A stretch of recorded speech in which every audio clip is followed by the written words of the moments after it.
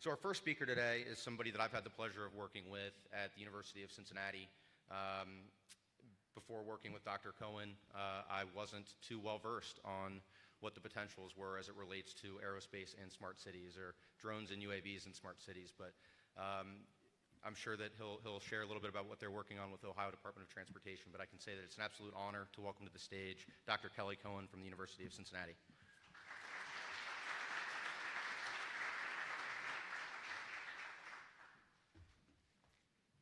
Hello and very good morning to all of you. I'm Interim Department Head, Aerospace Engineering, College of Applied Science and Engineering at the University of Cincinnati. We've done a couple of firsts. 1929, the second oldest aerospace engineering department in the United States. Our curriculum was set up by Orville Wright, one of the Wright brothers. And then Neil Armstrong, after he came down from the moon, could have got a job anywhere. He came to us from 72 to 79, and next year we're having a big happening, 50 years of the lunar landing. Now, so what are we doing here with smart cities? 10 years ago, we set out on a journey to extend what we're doing in aerospace into unmanned air vehicles. Search and rescue, that was the first application we worked on. And we did well. Our portfolio started growing, and then we said, okay, if you got one drone up in the air, let's have many of them. Let's get them to talk. How do you get them to talk? Let's do that in an intelligent manner. So we worked on intelligent networking of unmanned systems. We reached a situation where Air Force sponsored some of our work, and that led to an AI system, genetic fuzzy. Fuzzy logic was once branded the cocaine of science.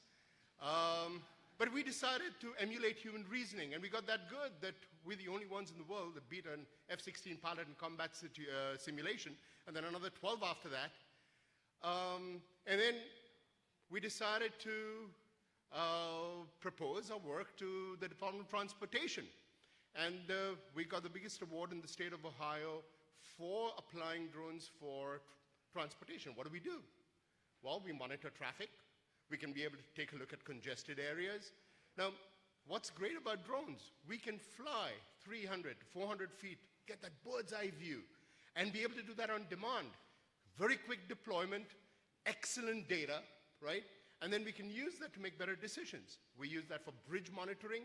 We can identify cracks, and very quickly, on bridges, infrastructure, and then construction site, moving one place, building up. How do you get that information? We do all of that with FAA certification approval. So a couple of months ago, the VP of Research asked me to set about a team, and my reaction was, I got a heart attack. Literally, I was in hospital and all that, but then I recovered because of the excitement of this program, and 20 faculty from the University of Cincinnati, unprecedented, joined me together, and we decided to come up with a plan, which we presented to the National Science Foundation, that put together both unmanned intelligence systems as well as driverless vehicles, autonomous, moving people, connectivity, making sure there's cybersecurity, making sure that our technology, what we've been working on in different pockets on several ivory towers, we could bridge them together and come together with this cohesive plan. And then we learned something. Hey, we can do great things together. And these traditional blocks of, oh, you're an aerospace engineer, oh, you're doing something in civil, doing something electrical, cybersecurity, arts and sciences. Hey, we want to get together and bring about a profound socio-economic impact here in the city of Cincinnati. So join us, work with us. We've got some good ideas, but you could help us turn those ideas into reality to make some sense for the city. And let's do great things here in the city of Cincinnati. Thank you very much.